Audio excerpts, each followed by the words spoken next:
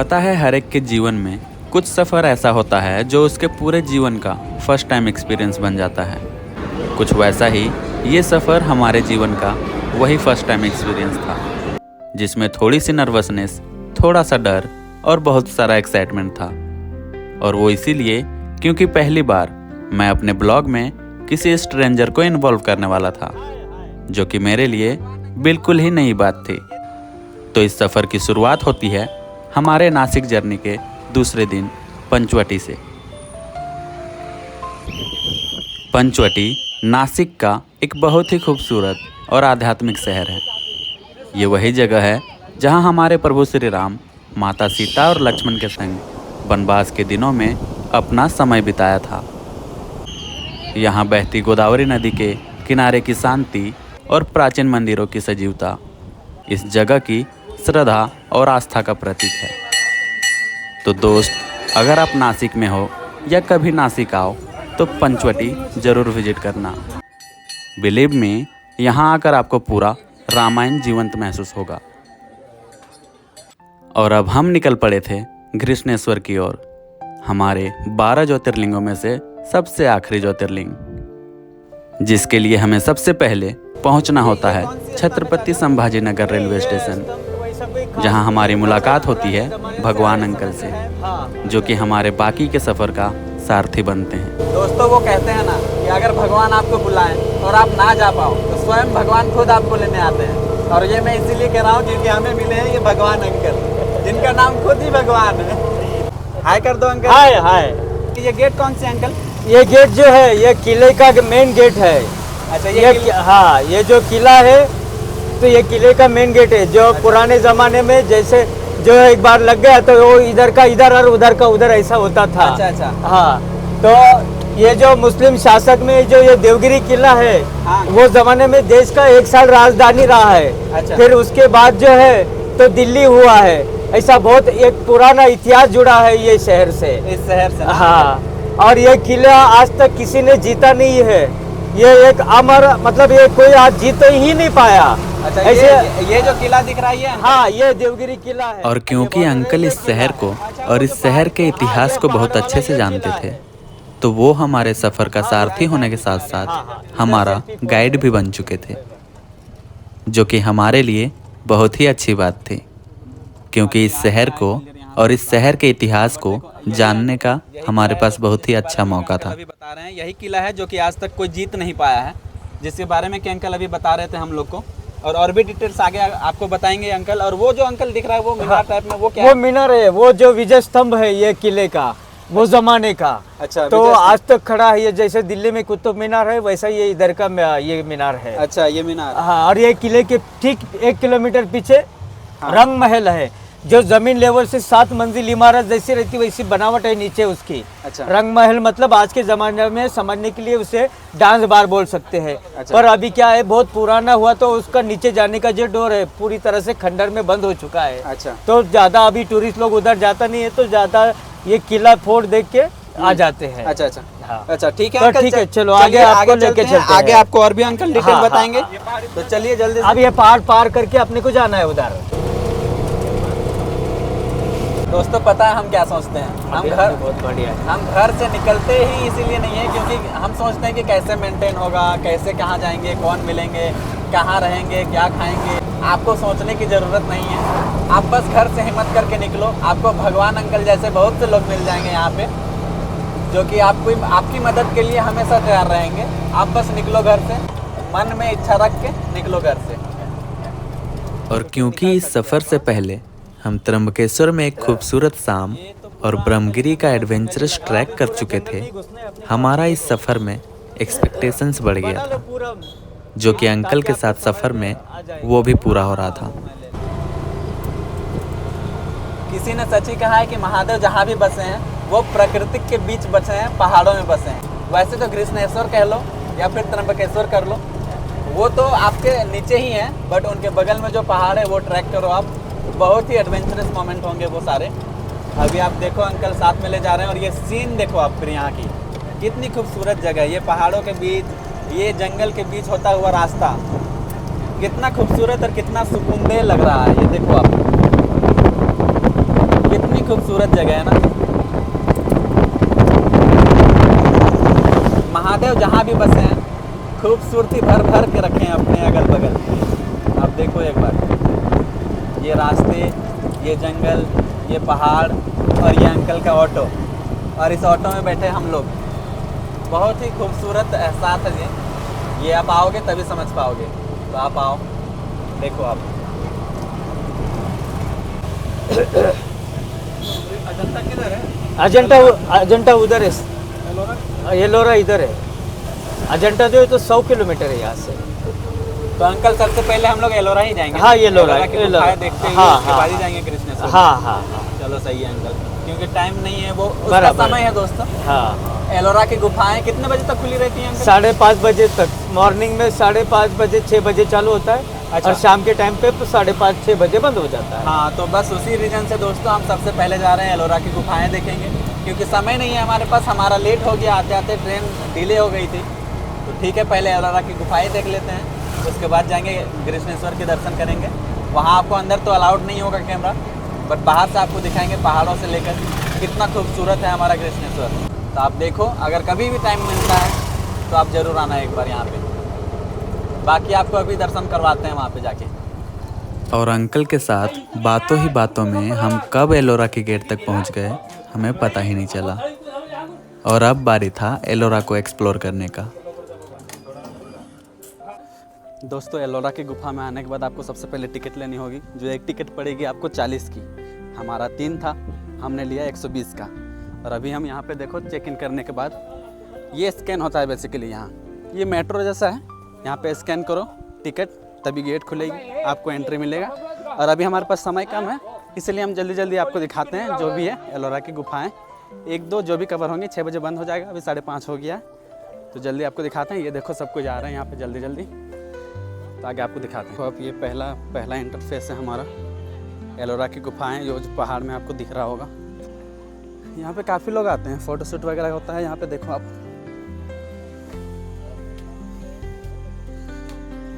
दोस्तों बहुत ही खूबसूरत जगह है। मैं अपनी एक्सपीरियंस बता रहा हूँ यहाँ पे। देखो आप पहले ये देखो गुफाएं, देखो यहाँ पे।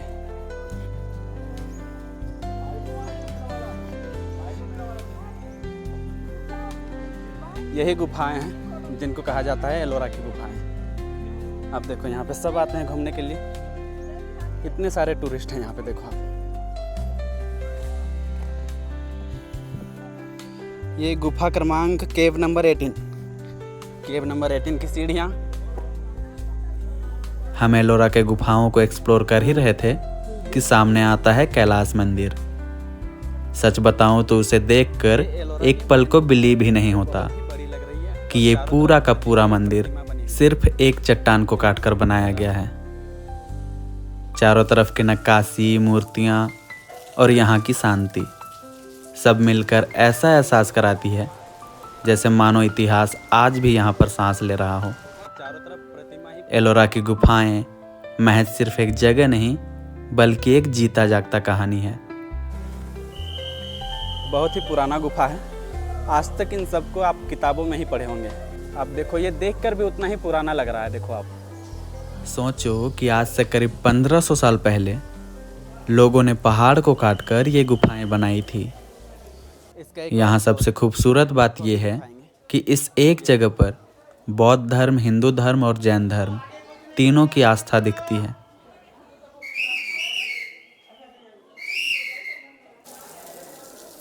और ये सबसे ज़रूरी, ये देखो आप, फव्वारे जैसा पानी गिरता हुआ यहाँ पहाड़ों से गुफा के अंदर। देखो,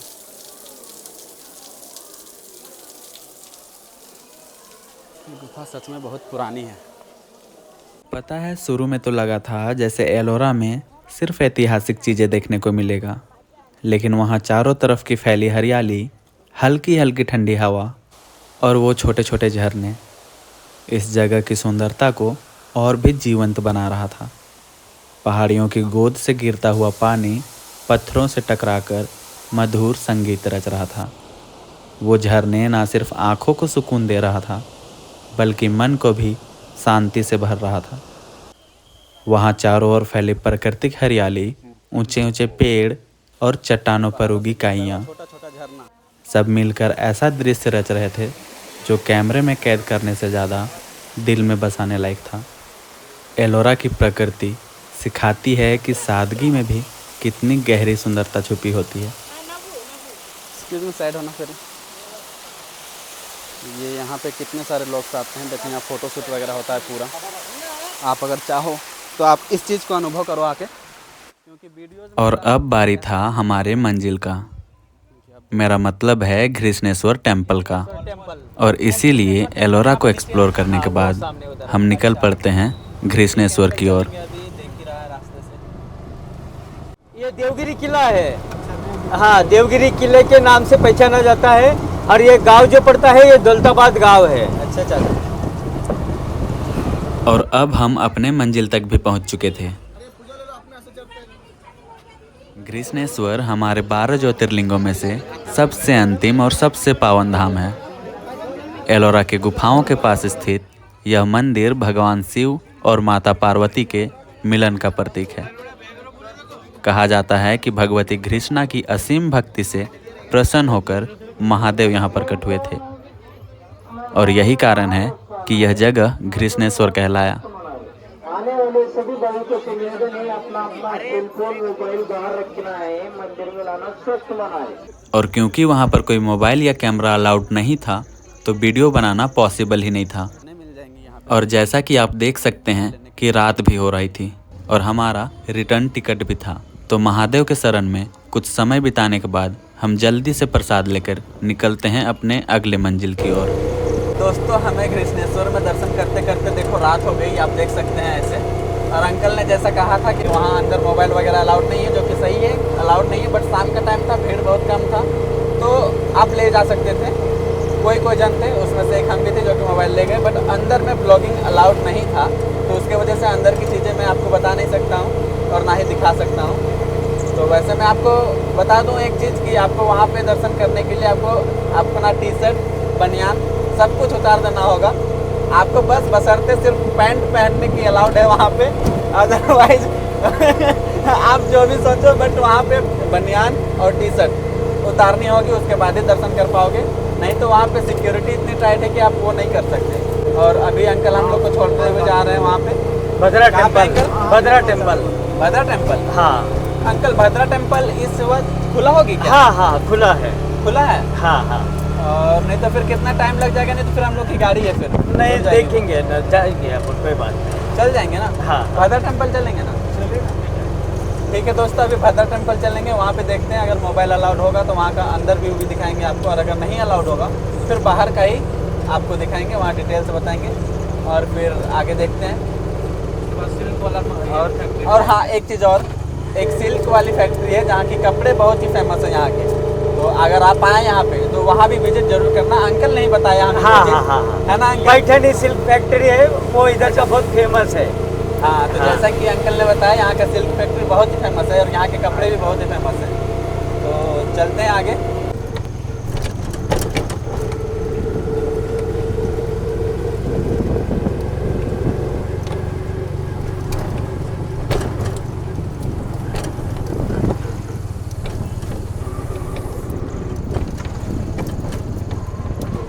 रास्ते खराब है चाचा। हाँ, ये रास्ते है ना, बारिश की वजह से ज़्यादा डैमेज हो गया। हाँ, बारिश की वजह से कुछ ज़्यादा ही खराब। हाँ हाँ, यही मंदिर है। यही है ना? हाँ, यही नहीं, बननी चालू हो क्या, लोग जा रहे हैं। ये तो सब सामने सामने है चाचा। हाँ हाँ हाँ। और ये रहा आपका मंदिर, आप देख सकते हैं। भद्र मारुति टेम्पल महाराष्ट्र के खुलदाबाद में स्थित एक बहुत ही प्रसिद्ध और पवित्र हनुमान जी का मंदिर है। यह मंदिर एलोरा की गुफाओं और घृष्णेश्वर ज्योतिर्लिंग के निकट होने के कारण श्रद्धालुओं के लिए विशेष महत्व रखता है। बाद हम लोग फिर चाहेंगे। माना जाता है इस मंदिर का संबंध भद्रसेन नामक परम राम भक्त से जुड़ा हुआ है। फिलहाल यहाँ पे कैमरा कहा जाता है कि भद्रसेन की असीम भक्ति से प्रसन्न होकर हनुमान जी यहाँ पर शयनावस्था में प्रकट हुए थे। दोस्तों दर्शन कर हनुमान जी का यह रूप शांति, संतोष और कृपा का प्रतीक भी माना जाता है। अंदर कैमरा अलाउड नहीं था, इसलिए हम आपको दर्शन करवा नहीं पाए। बट कोई नहीं, आप आना, खुद से दर्शन करना। वीडियो पे क्या रखा है, सामने से दर्शन करो, उसके अलग ही अनुभव होंगे, अलग ही एहसास होगा। तो आप आना ज़रूर, एक बार एक्सपीरियंस ज़रूर करना। सबसे पहले श्री छत्रपति संभाजी नगर आना है, औरंगाबाद।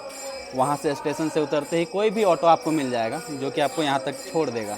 शेयरिंग ऑटो मिल जाएगा वहाँ से, या तो फिर सिटी बस से आ जाना।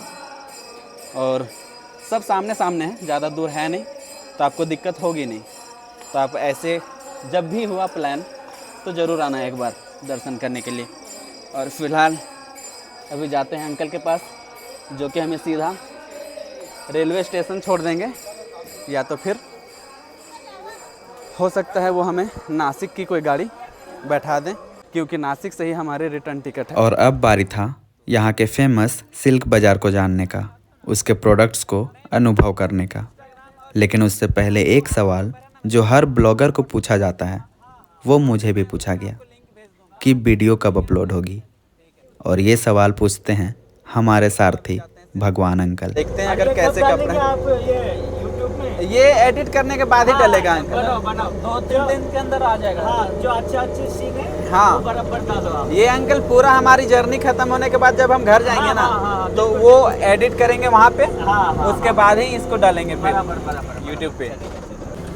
और वो देखो ना, ये मैच देखो ना कुछ। हाँ, क्रिकेट। अच्छा, आज क्रिकेट की मैच है ना? आज फाइनल है ना। अरे अंकल, आप क्रिकेट के फैन हो? हाँ, चलो। अरे तो अभी क्या करेंगे, जब अभी ये फैक्ट्री देखने के बाद आगे रास्ते में निकलेंगे ना, अच्छा अच्छा। तो वो समय देख लेंगे। हाँ, वैसे 7 बज गया है, मैच तो शुरू हो गया होगा। हाँ, देखो 8 बजे दोस्तों, चालू हो जाएगा। हम मंदिर के दर्शन और भगवान दर्शन करते हुए मतलब कि अब मैच भी देखेंगे। तो वैसे मैच तो हर कोई देखता है, क्रिकेट का फैन कौन नहीं है। वैसे अंकल, आपका बेस्ट प्लेयर कौन है, अरे, फेवरेट? मेरा तो बहुत पुराने जमाने का मास्टर ब्लास्टर तेंदुलकर। हाँ। ओहो! तो देख रहे हैं दोस्तों, तेंदुलकर के फैंस यहाँ पे।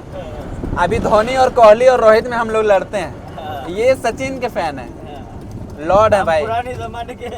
पुराने जमाने के नहीं अंकल, अब ठीक है ना, भगवान तो भगवान ही होता है, चाहे क्रिकेट का हो, चाहे दुनिया का सृष्टि का भगवान हो। चलो सही है अंकल, मैच देखते हैं फिर कौन है क्या है। अभी थोड़ा ये फैक्ट्री देख लो, जो लेना है वो ले लो और आगे निकल जाएंगे। अच्छा अच्छा अच्छा। हाँ, वो समय लगाएंगे। हाँ हाँ, ठीक ठीक है। दोस्तों, सिल्क फैक्ट्री हम लोग पहुंच गए हैं और अभी देखते हैं कि प्रोडक्ट्स कैसे हैं। वो तो पता नहीं वीडियो में दिखाने देंगे कि नहीं देंगे। वैसे दिखाने तो देंगे, लेकिन लगता अजीब है देखने में और दिखाने में। तो देखते हैं, फिर आपको बताते हैं कैसा है कैसा नहीं है।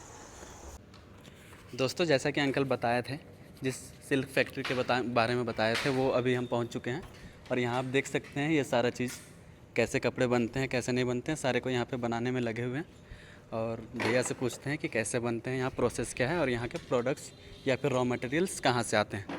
हेलो भैया, भैया ये प्रोडक्ट्स रॉ मटेरियल कहाँ से आते हैं यहाँ से? ये बेंगलोर से आते हैं बैंगलोर से सिल्क। आते हैं। और ये प्रोसेस क्या है, कैसे कैसे कर मतलब ये मुनिया साड़ी कहते हैं इसको बनने के लिए 15 से 20 दिन लगता है एक साड़ी? एक साड़ी। एक या फिर बेसिक डिज़ाइन रहे तो फिर 8 से 10 दिन लगता है। 8 से 10 दिन। अच्छा, मैक्सिमम मतलब कि अगर कुछ ज़्यादा अच्छे से किसी कस्टमर का, ये कस्टमाइज भी बनते हैं क्या? बनते हैं कस्टमाइज का, मतलब जो कस्टमर ने कहा वो तो 1 लाख से स्टार्टिंग है उसका तो। 1 लाख? मैक्सिमम कितने का बना है अभी कपड़े आप? मतलब मैं तो अभी ये नहीं हिसाब नहीं किया। मैक्सिमम फिर भी starting आप सबसे बोल- सबसे ज़्यादा हाँ, सबसे ज़्यादा सबसे ज़्यादा किए हम 1,70,000 का। 1,70,000 का एक साड़ी। साड़ी ही बेसिकली बनता है ना यहाँ? जी। अच्छा, ठीक है दोस्तों, तो जैसा कि इनसे, अच्छा अरे मेरा तो वॉइस ही नहीं आता होगा, मेरा ट्रांसमीटर नहीं है। चलिए ठीक है दोस्तों, तो अभी वैसे तो मेरा वॉइस आया नहीं होगा क्लियर, क्योंकि ट्रांसमीटर मेरा अंकल के पास था। बट ठीक है, इतना भी कैप्चर हो गया होगा जो भी सुनाई दिया आपको। बाकी आप अगर आए कभी, ये जगह कौन सा बताओ? ये जगह भैया, मुगल सिल्क बाज़ार। जैसा कि भैया बताएं, ये मुगल सिल्क बाज़ार है, बहुत ही फेमस बाज़ार है यहाँ का। तो आप जब भी आएँ, सिल्क बाज़ार यहाँ का आप डिटेल देख सकते हैं। यहाँ पे ये पूरी डिटेल्स है, यहाँ पे इंग्लिश में है, थोड़ी दिक्कत होगी, यहाँ पे हिंदी में भी है, आप समझ सकते हैं वीडियो पॉज करके। बाकी आप यहाँ पे देख सकते हैं कैसे यहाँ पे एल्बम पूरा लगा हुआ है, गैलरी वो पूरी आपको देख सकते हैं यहाँ पे आके। आप यहाँ पे अलाउड है, आप कैमरा भी कर सकते हैं। बाकी आप देख लो, ये सारे मशीनें हैं। और यहाँ पे ये धागा का कलेक्शंस देखो आप, सभी कलर के धागे यहाँ पे हैं। और बाकी तो भैया बता ही चुके हैं।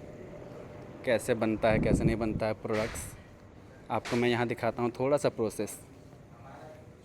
ये देखो आप, ये देखो,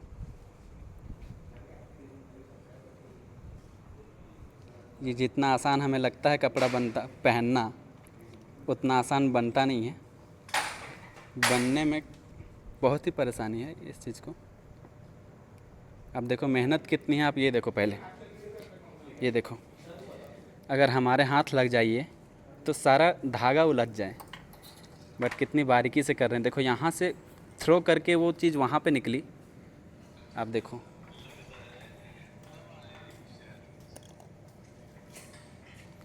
ये कितने घंटे काम करते हैं आप यहाँ पे? 8 घंटे। 8 घंटे ना? अच्छा, ये पूरा दिन आप यही करते हो ना यहाँ पे? हाँ यही करते हैं। अच्छा, ये पूरा दिन इतनी मेहनत है दोस्तों यहाँ कपड़े पे। और हमारा क्या है, हम तो सीधा गए कहीं भी 100-150 की बार्गेनिंग करके कपड़े ले लिए और बस उसमें भी कमियाँ निकालते हैं हम लोग। बट देखो मेहनत कितनी है यहाँ पे, 8-8 घंटे यहाँ पे लोग काम कर रहे हैं। Per day 8 hours. Per day 8 hours ना? Per day 8 hours. और हम हर कपड़े की बार्गेनिंग करके उसमें से भी 150-200 कितना गिड़गिड़ाते हैं, बट मेहनत बहुत है इसमें। ठीक है, हम लोग फिर आगे देखते हैं प्रोडक्ट्स कैसे हैं कैसे नहीं है, फिर हम आपको एक्सपीरियंस बताते हैं क्या है क्या नहीं है। दोस्तों जैसा कि मैंने आपको बताया था कि आपको प्रोडक्ट्स भी दिखाएंगे इस सिल्क फैक्ट्री की, कैसी है प्रोडक्ट्स कैसी नहीं है।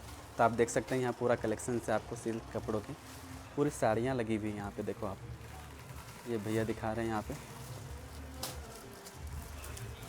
आपका भी अगर आना हुआ इधर तो आप खुद आके इस चीज़ को एक्सपीरियंस कर लेना, साड़ियों की क्वालिटी, उनके प्राइस। ये भैया आपको खुद दिखाएंगे, बताएंगे आपको सारा कुछ, सारा detail. Up black windows once you go down. You must be crazy if you think that I'ma slow down. But wanna hear it talking shit from the drama. Keep it coming, I'ma send you to your mama. Mr. Whip, whip, whip, get the guns out. Dropping bodies in the place till the sun's out. Can't fuck with this, I'm going to try. Just when the bullets fly, I'm the last one to die.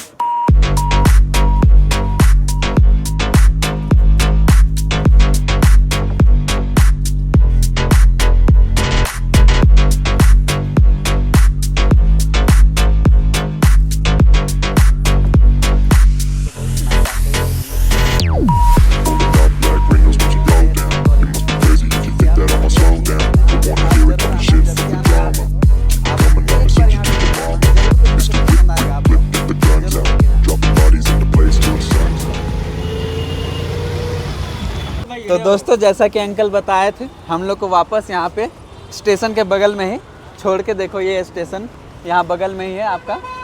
और अभी हम जाते हैं, पहले खाना खाएंगे उसके बाद ही निकलेंगे यहाँ से, क्योंकि हमारी गाड़ी रात को है, रात को फिर खाने के लिए दिक्कत होगी। तो ठीक है uncle? Okay okay uncle, Radhe Radhe. Radhe Radhe. तो अंकल को एक बार हेलो कर दो। हाय। और जब भी आना अंकल से ज़रूर मिलना, मैं कांटेक्ट नीचे दे दूंगा, आप आना, कॉल करना। और अंकल के थ्रू ही जाना, आपको पूरी हेल्प होगी, हर जगह के दर्शन कर पाओगे अच्छे से। तो ज़रूर आप आना, अंकल से मिलना। फिर वैसे बहुत स्वीट एंड हम्बल हैं, तो आप आना, सब कुछ में मदद करेंगे आपको। हर चीज़ की, किसी भी चीज़ की ज़रूरत होगी अंकल से बात करना, आपको सारे नंबर्स आपको मिल जाएंगे। जहाँ भी आपको घूमना होगा अंकल के थ्रू जाना। अंकल के पास देखो एक और ऑटो है, ये साथ ही रहते हैं। तो आपको एक ऑटो चाहिए, 2 ऑटो चाहिए, 3 ऑटो चाहिए, अंकल सब कर देंगे। जितने लोग आओगे आप, आपको अच्छे से घुमा देंगे। तो आप आना, ज़रूर आना, और चैनल में हमेशा बने रहना। जय श्री कृष्ण।